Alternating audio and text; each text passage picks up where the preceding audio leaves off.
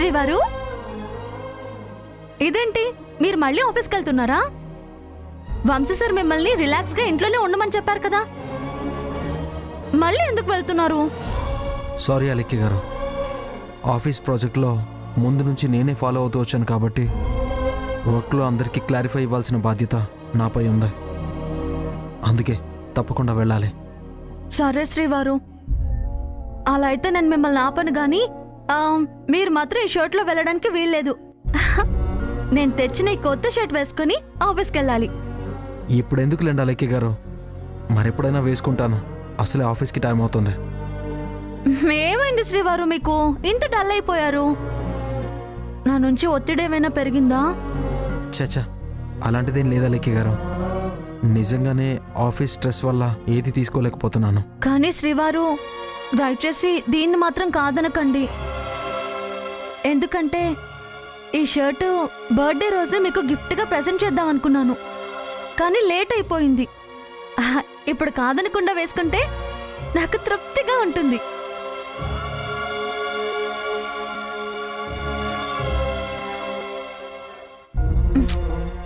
మీరు మొహమాట పడుతున్నారని నాకు అర్థమైంది. ఆయన నా ముందు మీకు మొహమాటం ఏంటండి? ముందు షర్ట్ తీయండి.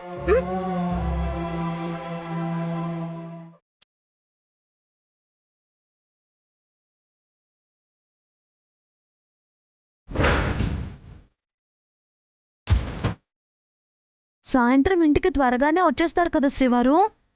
ఎందుకంటే ఏ అమ్మాయి అయినా ఈ షర్టు గురించి పొగుడుతూ ఉంటే నా గురించి కాకుండా మీ గురించే వివరిస్తూ అక్కడ కూర్చోరు కదా.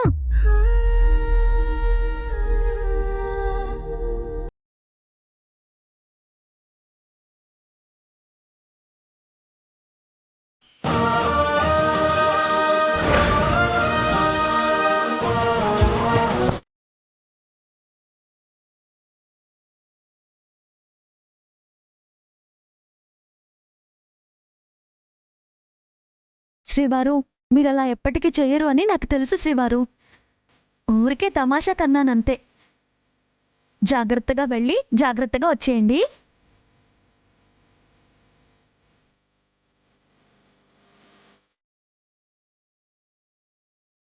అలెక్కి గారు, నేను వెళ్ళాలి. ఆగండి శ్రీవారు, నేను మీకు ఎదురొస్తా.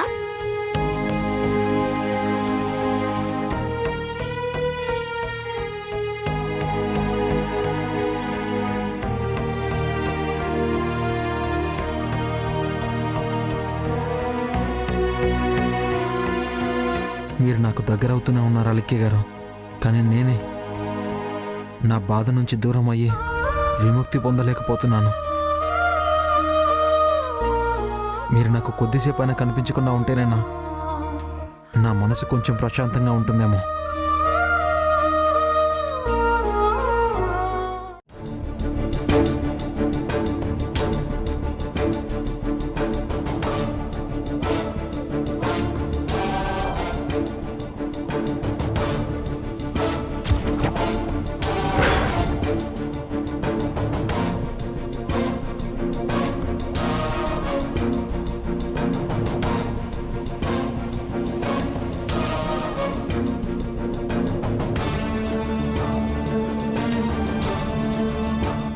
వసు, వసు, వంశీ సార్. ఏంటి వసు, నేను మన ప్రాజెక్ట్ ఫైల్ని బోర్డు మీద ప్రజెంట్ చేస్తుంటే అటు చూడకుండా ఏదో ఆలోచిస్తున్నావు.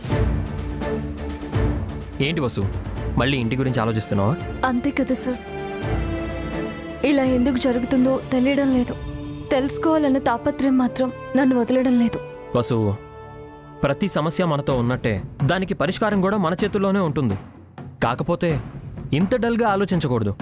పర్వాలేదు సార్, మీరు నాకు ధైర్యం చెప్పడానికి ఉన్నారు కదా, ఇంతకు మించిన భరోసా ఇంకేం కావాలి? ఇప్పుడున్న సమస్యలన్నిటి నుంచి నువ్వు ఈ కుటుంబాన్ని దాటిస్తావన్న నమ్మకం నాకుంది వసు. నేను రిఫరెన్స్ మార్చాను, ఒకసారి నువ్వు దాన్ని చూస్తూ కోడ్ చేసుకో. నేను వెళ్ళి డెలిగేట్స్తో మాట్లాడొస్తాను.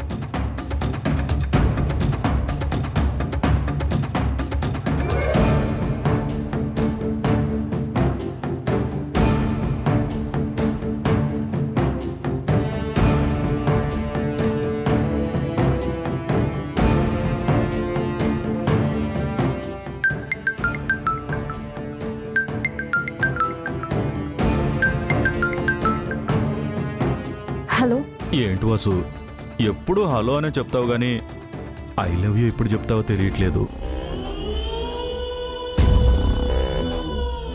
అసలు నువ్వెందుకు ఫోన్ చేసావో చెప్పు. రోజుకు ఒకసారైనా ఫోన్ చేసి నీ బాగోగులు తెలుసుకోపోతే అస్సలు మనశ్శాంతిగా ఉండదు వసు. అందుకే చేశాను. వసు, ఒక్క నిమిషం. రేయ్, అప్పటి నుంచి పట్టుకుని నుంచునే ఉన్నావు. కొబ్బరి మండం తాగించరా. సారీ అన్నా, ఇదిగో తాగన్నా. చాలరా. కొంచెం తాగన్నా. అరే చాలరా బాబు. సారీ వసు, స్టైల్గా ఉంటుందని అప్పుడప్పుడు ఇలా చేస్తూ ఉంటాను. ఇదిగో నువ్వేం ఫీల్ అవ్వబాకు. కానీ వసు, ఇంకోటి గుర్తుపెట్టుకో, నువ్వు నా దగ్గరకు వచ్చేంత వరకు నేను మాత్రం నీకు కనపడను.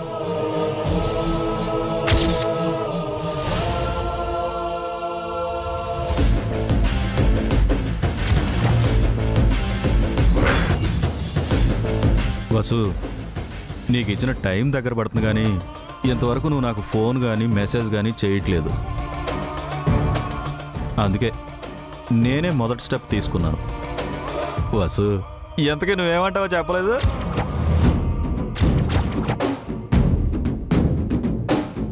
చూడు జోగేంద్ర, నన్ను ఊరికే విసిగించొద్దు. నేను ఇప్పుడు చాలా ఇంపార్టెంట్ వర్క్లో ఉన్నాను.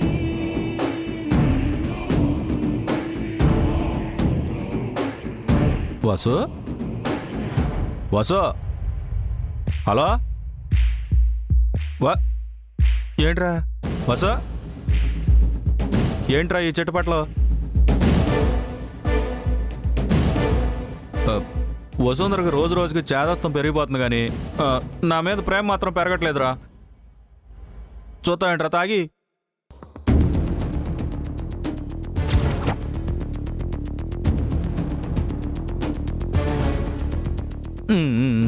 చాలరా. వసుంధరా నేను ఒకే కొబ్బరి బండంలో 2 స్ట్రాలు వేసుకుని తాగాలనుకున్నాం. ఇప్పుడు ఎన్ని మంచినీళ్ళు తాగినా తాగినట్టే ఉండట్లేదురా. అన్నా, వదిన్ని లొంగ తీసుకునే ఆధారం నీ దగ్గర ఒకటి ఉందని చెప్పావు కదన్నా. ఉన్నపడగా వదిన్ని ఇక్కడికి రప్పించలేవా? రేయ్, అదంతా ఇప్పుడు ఉపయోగించకూడదురా. టైం వస్తే వసుంధరే నా దగ్గరికి వచ్చేలా చేస్తాయి ఆ ప్రూఫ్స్.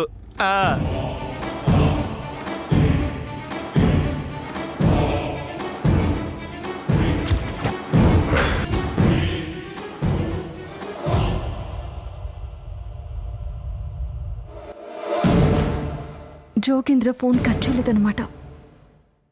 వెంటనే సలీం గారికి కాల్ చేయాలి.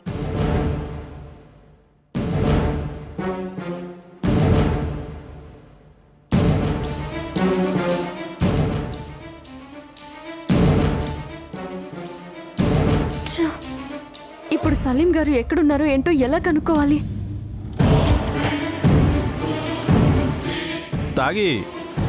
తాగిరా.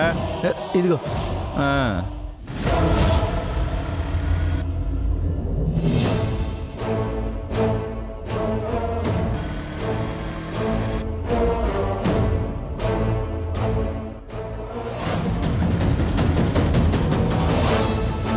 జోగేంద్ర ఇప్పుడు ఉన్న చోటు నుంచి వెళ్ళిపోయి ఉంటాడా? అబ్బా, సలీం గారికి దొరికితే బాగుండు.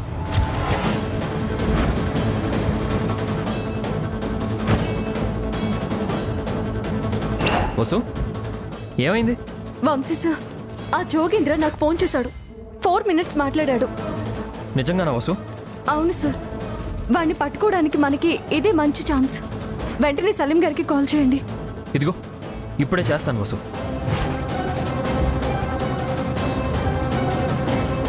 Hello Vamshi sir. సలీం గారు, ఇప్పుడు మీరు ఎక్కడున్నారు? నేను ఆల్రెడీ జోగేంద్రని ఫాలో అవుతున్నానండి. గుడ్ సలీం గారు, మీరు వాడిని పట్టుకోవడానికి ట్రై చేయండి. ఈలోపు నేను మా వాళ్ళని మీకు సపోర్ట్గా పంపిస్తాను. సరే అండి. వసు, సలీం గారు ఆల్రెడీ ఫాలో అవుతున్నారు. ఈరోజు ఆ జోగేంద్రని ఖచ్చితంగా పట్టేసుకుంటారు.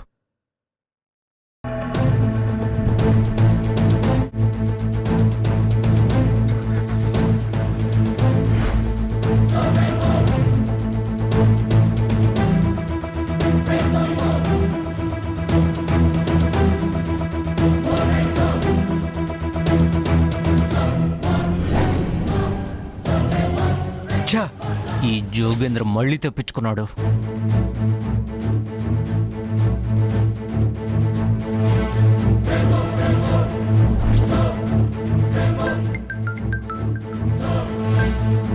సలీం గారు ఏమైంది? సారీ వంశీ సార్, వాడు మళ్ళీ తప్పించుకున్నాడు. అంటే వాడు వెంటనే తన మొబైల్ మార్చేసి ఉండొచ్చు. నేను మళ్ళీ ప్రయత్నిస్తా సార్. పర్లేదు సలీం గారు, నేను కూడా ట్రై చేస్తాను. Okay sir.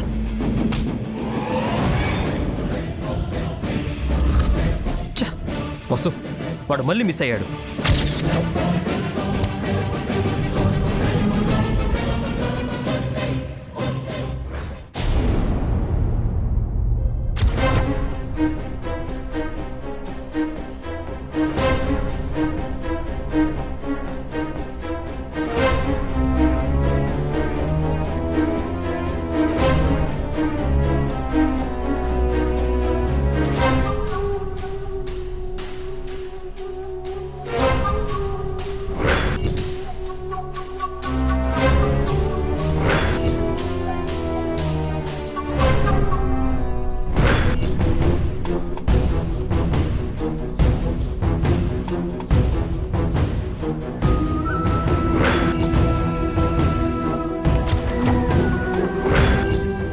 ఎప్పుడు నా పక్కనే ఉంటే చాలు, ఇలా హాయిగా బతికేస్తాను.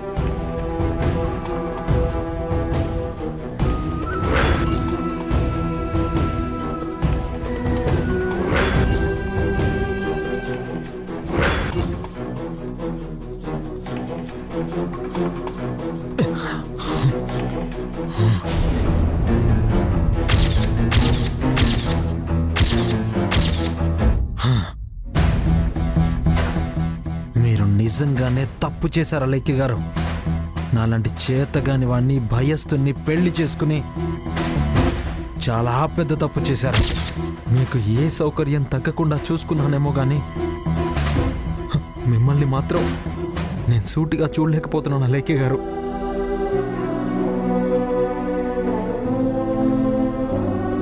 మన పెళ్లి కాకముందే ఇలా జరుగుంటే మీరెందుకు ఈ విషయం గురించి నాతో చెప్పలేదు అలైక్య గారు? ఇంత నిజాన్ని మీకు ఎలా దాచాలనిపించింది? దీన్నే కదా దారుణం అంటారు.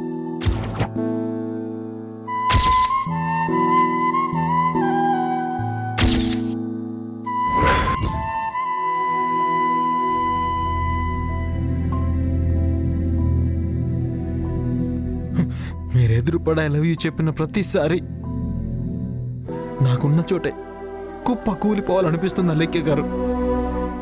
ఈ నిజం మీకు తెలిసి ఉండకపోయినా, మీరు మర్చిపోయినా, నేను మాత్రం వదిలేయలేకపోతున్నాను అలైక్య గారు.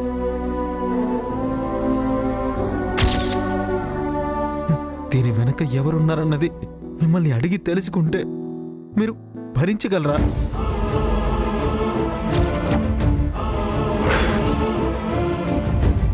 నాకు తెలిసిందన్న విషయం మీకు తెలియగానే మీరు తట్టుకోగలరా?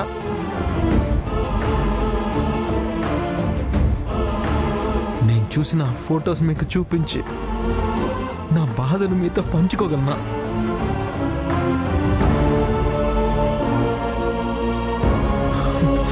లేదా లక్కీ గారు, లేదు.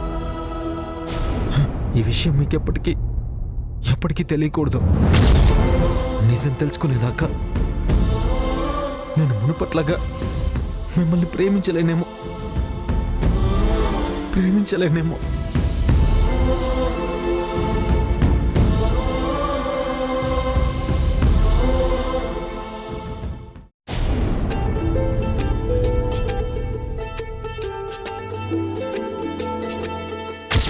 ఈ రోజు ఆనంద్ గారికి కొత్తగా కనిపించాలి, అలాగే మా పాత జ్ఞాపకాలు కూడా గుర్తుకు రావాలి.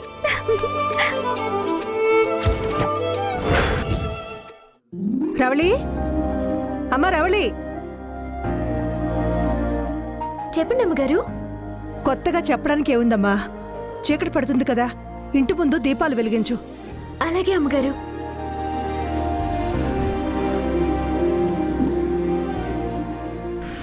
హరోం హర శంభో శంకర.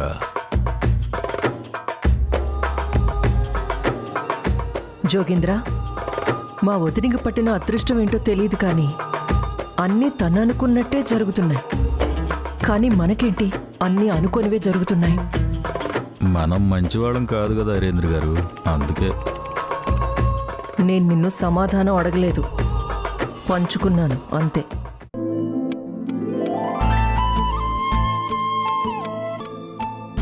అదేంటి నాన్న, మీరు మాత్రమే వచ్చారు? ఆనంద్ మీతో పాటు రాలేదా? మేడం, మీకు తెలీదా? అసలు ఆనంద్ గారు ఈరోజు ఆఫీస్కి రాలేదు.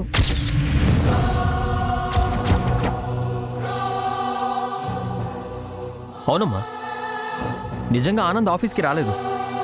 మమ్మల్ని అసలు మీట్ అవ్వలేదు. తను ఇంట్లోనే రెస్ట్ తీసుకుంటున్నాడేమో అని మేము అనుకున్నాం.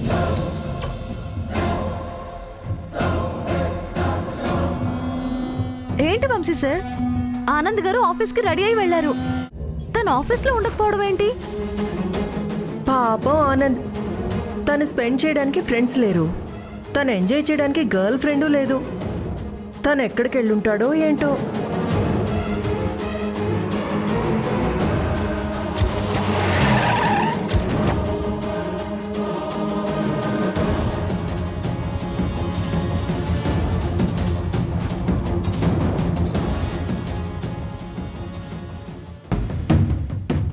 సూరి, నువ్వు మాత్రమే వచ్చావేంటి? ఇంతకీ ఆనంద్ ఎక్కడ? పొద్దున్నే ఆనంద్ సారు నేను కలిసే బయలుదేరే ఉంచే సార్, కానీ ఆయన మధ్యలో దిగిపోయారు. కాసేపు ఆగి మళ్ళీ నన్ను అదే చోటికి రమ్మన్నారు. అక్కడికి వెళ్ళి ఇప్పటిదాకా ఎదురు చూశాను సార్. అయినా ఆనంద్ సార్ రాకపోయేసరికి నేను తిరిగి వచ్చేసాను. వంశీ, ఆనంద్ విషయంలో ఎప్పుడూ ఇలా జరగలేదు. ఇదే మొదటిసారి. నాకెందుకో భయంగా ఉందిరా. అదే భయం నాకు కూడా ఉందొదినా. ఎందుకంటే అలేఖ్య ఉందిగా, తనెంతసేపు ఆనంద్ చుట్టూ చేరి తనకి ఊపిరి ఆడకుండా 1,00,000 ప్రశ్నలు వేస్తుంది, కానీ ఆనంద్ని మాత్రం ప్రేమగా చూసుకోదు. అందుకే ఆనంద్ టైం తీసుకొని ఇంటికొస్తాడు.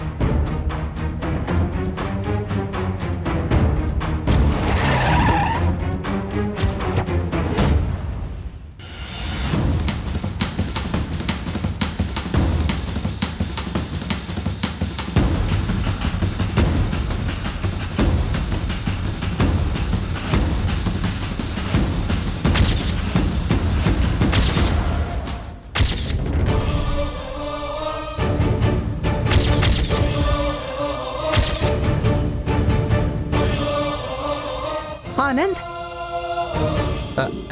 అమ్మా, నువ్వేనా నన్ను పిలిచింది?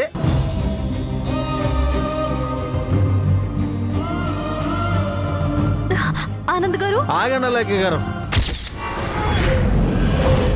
ప్లీజ్ దయచేసి అక్కడే ఆగండి. ఉదయం నుంచి ఇప్పటిదాకా తాగి తూగి కింద పడి పొర్లి ఇంటికి వచ్చాను.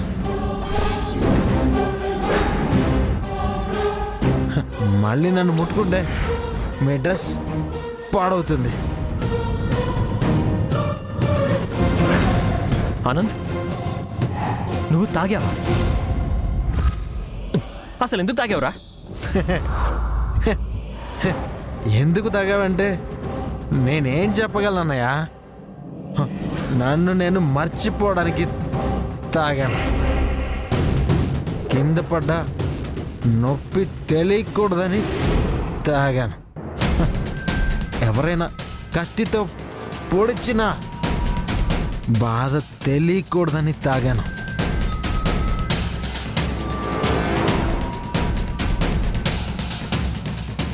మొత్తానికైతే ఫుల్ బాటిల్ మొత్తం తాగేశాను అన్నయ్య. ఒరే ఆనంద్,